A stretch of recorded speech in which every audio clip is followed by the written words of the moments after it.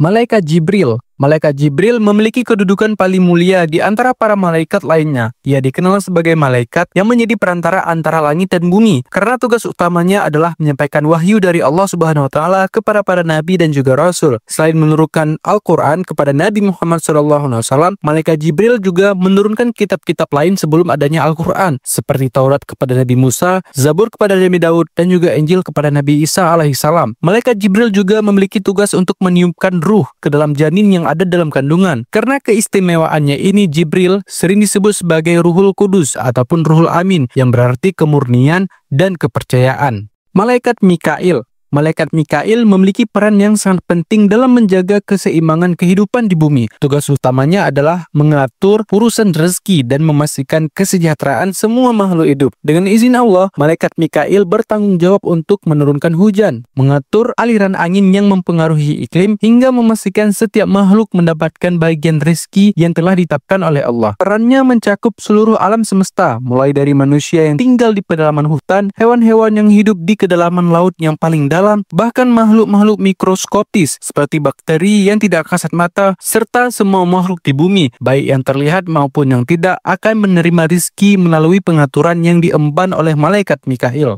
Malaikat Israfil. Malaikat ini memegang peran yang sangat besar dalam perjalanan akhir kehidupan alam semesta. Tugas utamanya adalah meniup sangkakala, sebuah trompet raksasa yang akan menjadi penanda dimulainya hari kiamat. Dalam ajaran Islam, tiupan pertama dari sangkakala ini akan menguncang seluruh alam semesta. Gunung-gunung akan runtuh, lautan akan meluap, dan semua makhluk hidup akan binasa dalam sekejap. Alam semesta yang kita kenal akan berakhir total. Setelah kehancuran itu, datanglah tiupan kedua sangkakala. Tiupan ini akan membangkitkan kembali seluruh makhluk yang pernah hidup di bumi, mulai dari masa Nabi Adam hingga manusia terakhir yang meninggal. Mereka semua akan kembali hidup berdiri di padang mahsyar untuk menghadapi satu momen paling penting, yaitu hari penghakiman.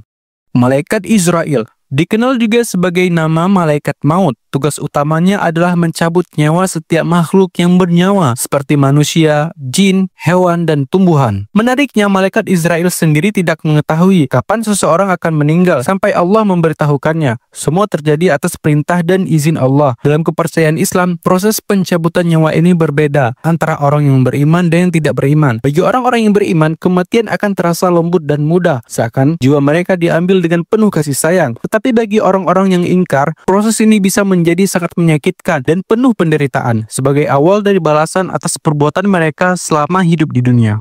Malaikat Munkar dan Nakir. Kedua malaikat ini memiliki tugas yang sangat penting di alam kubur, yaitu menguji keimanan setiap manusia yang telah meninggal dunia. Mereka akan mendatangi seseorang di dalam kuburnya dan mengajukan pertanyaan tentang keyakinan serta amal perbuatan mereka di bumi. Bagi orang-orang yang beriman dan selalu berbuat baik, kehadiran malaikat Munkar dan Nakir ini terasa menyenangkan. Tetapi bagi orang-orang yang semasa hidupnya dipenuhi dengan dosa, kedua malaikat ini akan datang dengan wajah yang sangat menakutkan. Jika seseorang tidak mampu menjawab pertanyaan yang diajukan, maka malaikat ini akan memberikan siksaan dengan palu dan rantai yang sangat besar. Malaikat Raqib dan Atid. Kedua malaikat ini bekerja secara berpasangan, mendampingi setiap manusia sepanjang hidupnya. Malaikat Raqib memiliki tugas khusus, yaitu mencatat semua amal kebaikan yang dilakukan oleh seseorang, mulai dari ia balik hingga akhir hayatnya. Sementara itu, malaikat Atid bertugas mencatat semua amal keburukan dan dosa yang diperbuat oleh si manusia. Catatan mereka sangat rinci dan akurat. Dalam ajaran Islam, catatan amal yang dikumpulkan oleh malaikat Raqib dan Atid ini akan menjadi bukti pada hari perhitungan amal nanti. Di hari itu setiap manusia akan menerima buku catatan amalnya. Jika seseorang menerima buku amalnya dengan tangan kanan, maka ia termasuk golongan orang-orang yang beruntung. Tetapi jika buku itu diterima dengan tangan kiri, maka ia termasuk golongan yang celaka, yang harus mempertanggungjawabkan setiap keburukan yang pernah dia lakukan di bumi.